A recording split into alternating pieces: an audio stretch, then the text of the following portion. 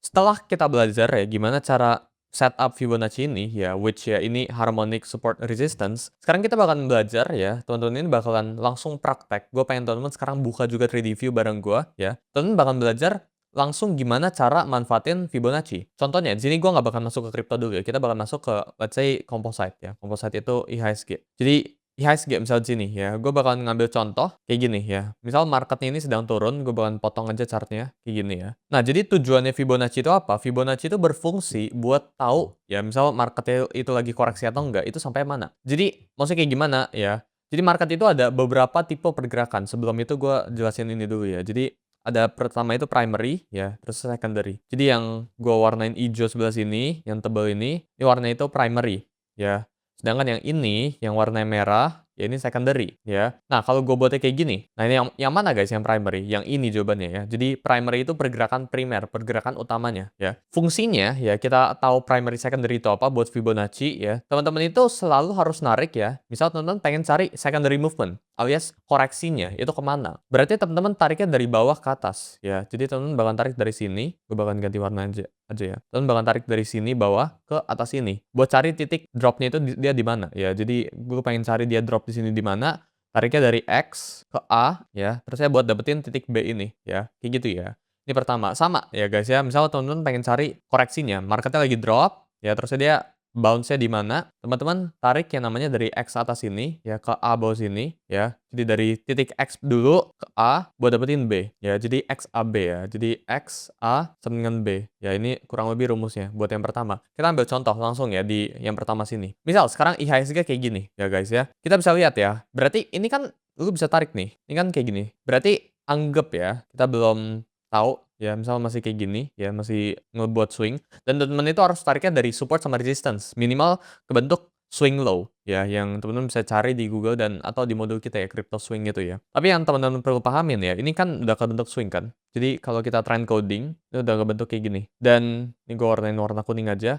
Yang teman-teman bisa lakuin apa? Tinggal tarik aja ya Fibonacci ya dari atas sini ke bawah sini. Dapat. Ya, jadi udah dapat kurang lebih movement ya dari atas sini ke bawah sini. Jadi kurang lebih atau kita bisa bilang kira-kira marketnya itu ada potensi bounce, ada potensi mantul di area sebelah sini. Jadi kita bisa berasumsi ya 0,618 itu jadi area buat kita strong area ya, strongest area di situ ya. Dan kalau kita play chartnya, ya ini guys yang terjadi ya. Marketnya itu berhasil reject ya di area yang terbaru. Mungkin teman-teman bakal tanya, kenapa nggak tariknya dari atas sini? Kenapa dari sini? Sebenarnya boleh guys, sama aja ya. Ini gue bakal jelasin nanti yaitu di Fibonacci cluster, yaitu ada materi terpisah lagi. Tapi yang teman-teman perlu pahamin itu kayak gitu buat sekarang ya. Jadi tariknya itu dari swing ke swing ya, dari X ke A atau enggak dari ini kan N ke V ya. Ini buat yang belajar support sama resistance di modul YouTube gua pasti ya paham. Kita ambil satu contoh lagi ya. Misal sekarang ini marketnya lagi drop berarti kita nggak tahu dulu. Oke, misal kayak gini. Ya kita udah dapat ya. Marketnya kan ngebentuk swing kan kayak gini. Jadi ini tekukannya, ini tekukannya. Ya marketnya ini kan mau naik. Naiknya sampai mana ya? Berarti kita perlu cari dong. Dia kira-kira sampai mana terus dia lanjut drop. Misal kayak gitu ya. Berarti apa yang harus dilakuin? Sama ya, kita tariknya dari atas sini ke bawah sini ya. Udah dapat nih areanya, tinggal kita play aja. Nah, kayak gitu ya. Jadi teman-teman bisa lihat dari range sebelah sini ya, sempat tembus dikit karena ya pastinya nggak ada yang sempurna guys ya, dan kita nggak bisa cari satu formula ya yang pasti work, itu nggak ada guys di financial market ya. Jadi kita tarik dari sini ke sini, ini drop 10% setelah kita tandain di Fibonacci areanya. Kita ambil contoh lagi, satu lagi ya sebelum gua jelasin lebih lanjut tentang Fibonacci yang kedua. Kita tarik dari atas sini ke bawah sini kan, buat cari retracement ya, buat cari koreksinya. Karena kan ini, nah ini kan primary, ini secondary dong, secondary movement ya. Kita pengen cari secondary ini sampai mana ya, sesimpel ya, tinggal ditarik kayak gini. Berarti sekarang ada potensi bounce ya. Dan teman-teman bisa lihat ya, ini tuh ya area yang gue tandain itu ya alias berfungsi sebagai area pertahanan yang cukup kuat ya. Jadi bisa lihat sebelah sini ya. Ini kita bisa lihat ini 2 kali reject, satu, ini 2 ya, 2 kali nge-reject kayak gini ya. Jadi yang teman-teman perlu pahamin ya dari Fibonacci itu ya salah satu cara buat make 0,618 ya. Sekarang teman-teman pasti lihatnya ada ya 1618 di sebelah sini, which gue bakalan activate ya. 1618 ini apa sih? Ini buat cari yang namanya C-nya ya. Jadi ini kan tadi kita dapat guys ya, yang gua gambarin sebelah sini, misal nah kayak gini ya. Ini kan tadi kita udah dapat yang namanya itu yang sebelah sini, ini kita sebutnya sebagai X ya. Gua bakalan besarin. Sebelah sini X, sebelah sini A ya, yang sesuai yang tadi kita bilang ya. Dan bawah sini itu B ya. Jadi kalau kita pengen cari B, ya berarti kita tarik dari X ke A ya. Kalau kita pengen cari B sebelah sini dia turunnya sampai mana, kita tarik dari bawah ke atas. Tapi kalau kita pengen cari selanjutnya dia kemana gimana? Kalau kita pengen cari dia ke atasnya sampai mana, kita kan nggak tahu ya. Berarti apa yang kita lakuin? Ya, ini C. Jadi kalau kita pengen cari tahu, ya in this case gue pakai huruf C ya, ini nggak ngaruh guys variabelnya ya. Kalau kita pengen cari C, ya berarti kita tariknya dari mana? Dari A ke B, ya. Jadi gue tariknya dari atas sini ke bawah sini, ya. Dari A tariknya ke B, ya. Contohnya kayak gimana? Contohnya misal yang tadi ya sebelah sini, gue potong chart lagi ya. Misal teman-teman udah dapet angkanya ya di sebelah sini nih. Tadi kan kita udah dapet kan, kayak gini kan. Nah udah dapet, oh ini ada potensi buat dia reject di sini dan ternyata berhasil nih. Oh dia udah turun. Nah ini turunnya sampai mana? Teman-teman bisa pakai yang namanya 1618 ya. In this case ya, gue bakal tandain dulu. Ya ini kan kurang lebih movementnya kan kayak gini buat sekarang ya. Berarti apa yang kita lakuin? Kita tarik dari A ke B sekarang. Ini kan A dari bawah ke atas.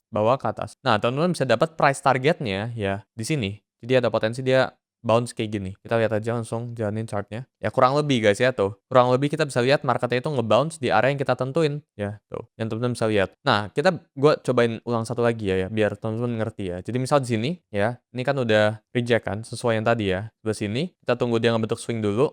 Kurang lebih udah ngebentuk swing ya. Kita tarik dari A ke B buat cari C. Jadi ini tuh C ya. Gue bakal remove ininya biar teman-teman bisa lebih enak lihatnya. Jadi ini tuh bawah sini tuh C. Nah teman-teman bisa lihat ya. Sebelah sini marketnya itu berhasil reject dengan baik gitu ya. Jadi cara narik Fibonacci itu kurang lebih kayak gitu ya. Jadi ada rumusnya ya, yaitu kayak gini ya. Jadi X, A, B, C ya yang teman-teman bisa pakai. Jadi kalau teman-teman pengen cari B, tariknya dari X ke A ya. Kalau teman-teman pengen cari C ya, tariknya dari A ke B, ya itu mungkin agak membingungkan tapi teman-teman bisa nonton dari awal. Tapi gue bakal lanjutin aja ya. Jadi gimana cara kita praktekin buat trading ya sebelah sini. Jadi contohnya, misal gue bakalan trade BBC aja ya. Kita bakalan contohin pakai trading saham aja biar karena lebih enak guys. Atau enggak kita contoh by trading crypto ya. Gue bakalan buka chartnya. Nah contohnya sekarang ya, di sini gue udah ada chart Ethereum ya. Ini kan ada potensi koreksi kan, karena dia udah membentuk swing guys, ya. Jadi ini udah membentuk N, ya. Ini udah membentuk V. Berarti apa yang kita lakuin? Kita tarik, ya. Kan kita mau tahu B-nya sebelah sini, X, A, B, ya, bawah sini. Berarti kita tinggal tarik dari bawah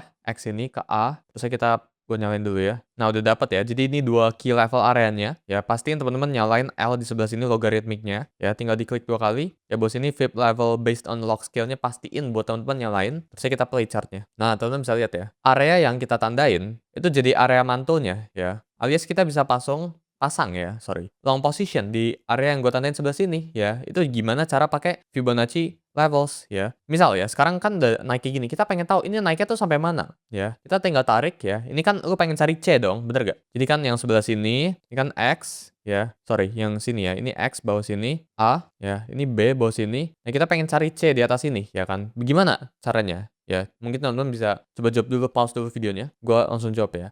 Jadi kita bakal tarik dari atas ke bawah, dari A ke B kita tarik ya. Dari A ke B.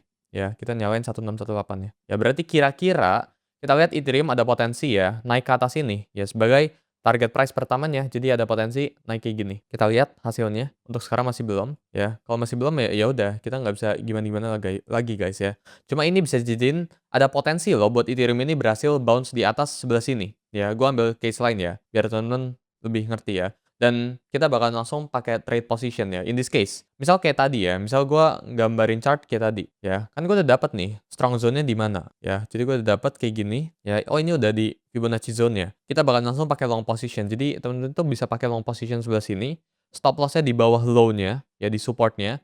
Ya TP-nya bisa di sini ya, di support pertamanya, atau teman-teman bisa tarik dari A ke B sebelah sini, tarikin kayak gini. Jadi TP1-nya alias take profit one-nya itu teman-teman bisa taruh di sini ya, TP1. Nah, ini dapat ya. Jadi kurang lebih kayak gini ya. Kita tinggal play ya. Dan ini hit TP1. Biasanya kalau hit TP1 apa yang kita lakuin? Kita bakalan SL2 BP, stop loss-nya ditarikin ke entry-nya biar teman-teman dapat break even point ya. Dan ya setahu gua hasilnya BP ya.